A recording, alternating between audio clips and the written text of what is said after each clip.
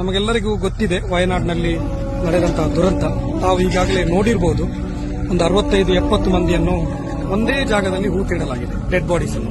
ಕಾರಣ ಏನಂತ ಹೇಳಿದ್ರೆ ಇವರು ಯಾರಂತ ಹೇಳಿ ಐಡೆಂಟಿಫೈ ಮಾಡಲಿಕ್ಕೆ ಸಾಧ್ಯ ಆಗಲಿಲ್ಲ. ಕೇವಲ ಇವರಿಗೆ ಈಗ ಸಿಕ್ಕಿದ ಒಂದು ನಂಬರ್ ಮಾತ್ರ.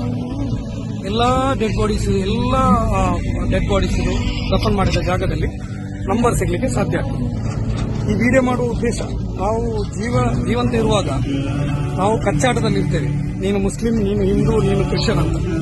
ಆದ್ರೆ ಇಲ್ಲಿ ನೋಡಿ, ಇಲ್ಲಿ ಅದು ಒಂದು 65-70 ಜನ, ಯಾವುದೇ ಜಾತಿ ಅಂತ ಗೊತ್ತಿಲ್ಲ. ಖಾಲಿ ಅವರಿಗೆ ಗೊತ್ತಿರೋದು ಅವರು ಮನುಷ್ಯರಂತ ಮಾತ್ರ. ಇಲ್ಲಿ 70ಗಿಂತ ಹೆಚ್ಚು ಬಾಡಿ ಇಲ್ಲಿದೆ.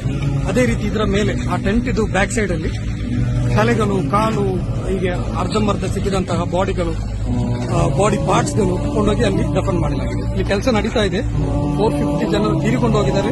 250ಕ್ಕೂ ಅಧಿಕ ಜನರು, 250ಕ್ಕೂ ಅಧಿಕ ಜನರು ಮಿಸ್ಸಿಂಗ್ ಆಗಿದ್ದಾರೆ. ಸೊ ಈ ವಿಡಿಯೋ ಮಾಡುವ ಉದ್ದೇಶ ಇಷ್ಟೇ. ನಾವು ಬದುಕಿರುವಾಗ ಒಂದಾಗಿರೋಣ.